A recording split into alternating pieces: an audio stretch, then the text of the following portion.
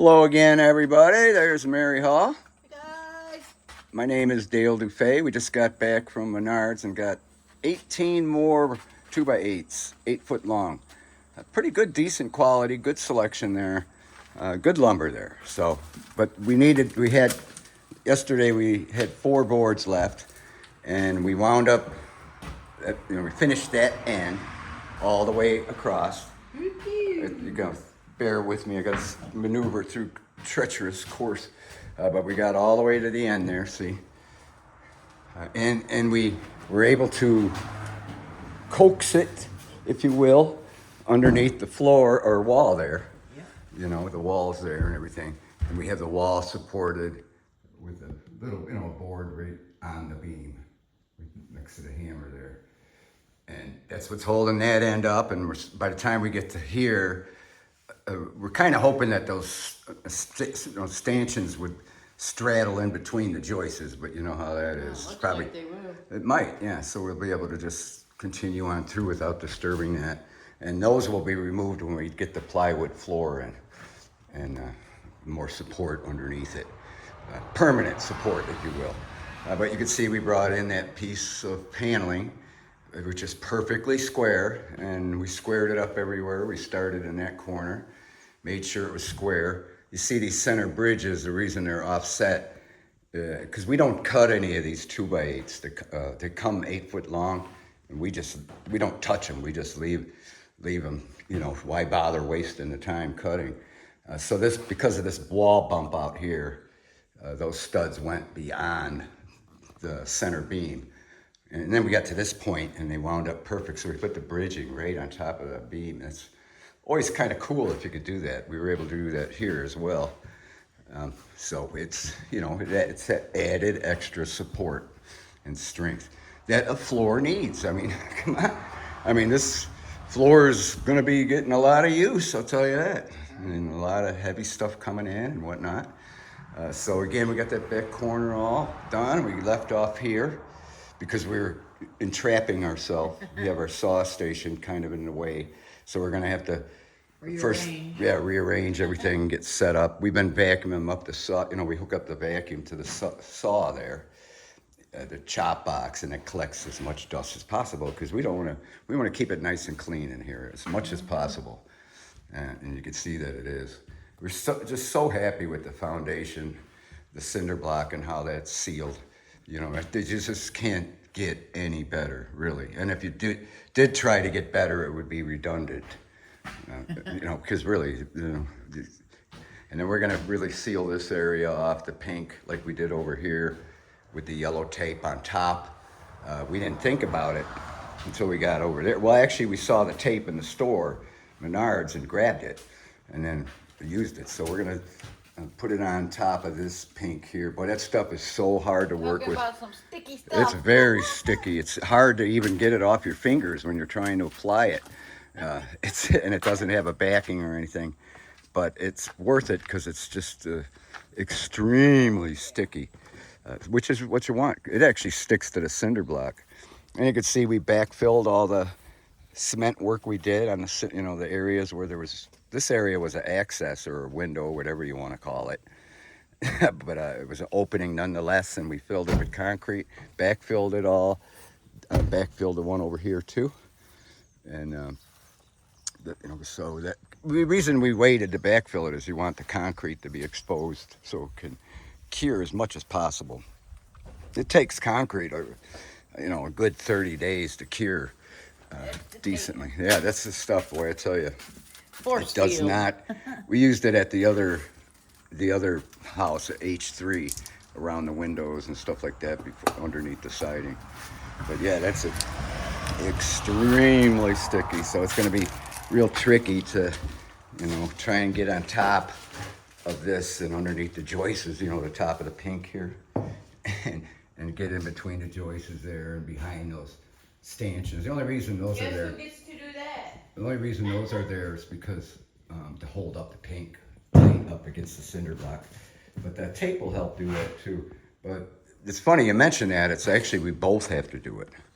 It takes 2 people to get that tape off the roll and put it on where you want. And also, I actually made something that would hold that roll, Yeah, right. because it's just so, and it's a challenge just getting it off the roll. It really is. It's amazing how sticky it is.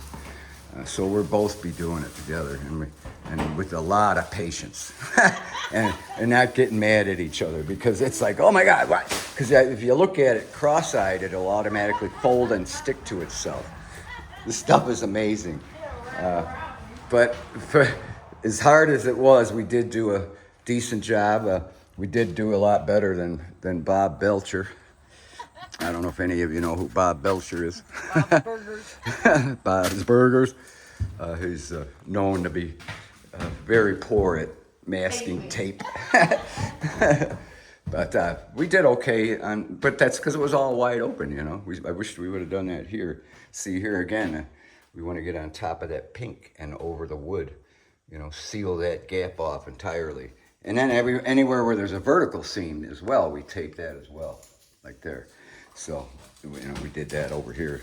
I think we ran out over here of the tape, so there's a couple of areas we still have to tape in this section. But yeah, that's so important about sealing off that foundation wall, because, you know, if it's sealed on the bottom, which it is with the concrete, and sealed on the top, even if there's an airspace, it's still doing its job, you know, which is being insulation and moisture prevention, and you name it. So it's incredible. You know, it's important to do it right. If you're going to do it right, because if you didn't seal it off on the top, well, then you're going to, you know, start smelling cinder block and things like that, because it is old. I mean, it could be 100 years old, for crying out loud. I could see this house being built in the 20s. From what I understand, it was a grain elevator here, and basically the house is basically an elevator shack. Isn't that funny? And we did find some grain and stuff like that that's in these walls. I can't wait to get the shit out of these. Oops, pardon my French, but I can't wait to get the contamination out of these walls. I mean, you wouldn't believe what was falling out of this wall when we were, you know, cutting out underneath and making sure the joist is cleared and whatnot. I mean, it was extraordinary what was coming out. I think we even had like a nice, cool little wagon wheel fall out, a toy wagon wheel. And I kept that. Right now I'm walking on top of the joists very carefully, of course. And I wanted to show you around here, you know, see how we just cleared that wall there. See, that wall we're gonna have trouble with in the closet, because that whole plate goes underneath where the joist has to go. So that's always fun when you get to that point, you know, those areas. It's a lot, you know, all of a sudden it takes a lot longer to do it. But we were able to get past through here just fine. And the walls have more support now than they did before, that's for sure. And because right now these are just being supported by these stanchions on the cement floor. You can tell there's not that much weight because the cement is holding up. You know, it's not cracking or anything like that. But yeah, right now, this is what we got done yesterday. And I think, you know, it was still only like 5-6 hours, so that's not bad, you know. Because we try not to work much longer. Good. Yeah, because I'm an old man, you know. I can't work too long. Especially it's starting to get hot again here in Southwest Michigan. It's supposed to be in 90s with the heat index and whatnot. Oh, you use that? Okay. It's typical. Mary's doing projects when the project is supposed to be doing a video, and she's so easily distracted. But she got the tape on the chop box where this hose goes, the vacuum hose. See that? The hose actually started failing. The hose actually sticks on there perfectly, and it collects most of the dust. I don't know if it's worth demonstrating it here. We are, getting close to 10 minutes. We better end it, but be careful. But yeah, we just sticks right on there. Boom. And then we turn it on if we remember. Yeah, I know, it's funny. But this vacuum has been invaluable, let me tell you. Yeah. Again, I wish Workforce would give us money. We promote their products enough.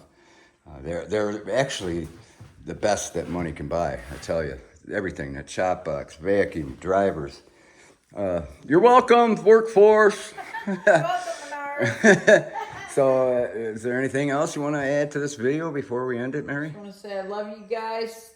Hope you have a wonderful weekend and stay safe in the heat. Right, I know. Stay hydrated. It's getting hot. Alrighty, so with that, we thank you for watching, and we'll talk at you later. Love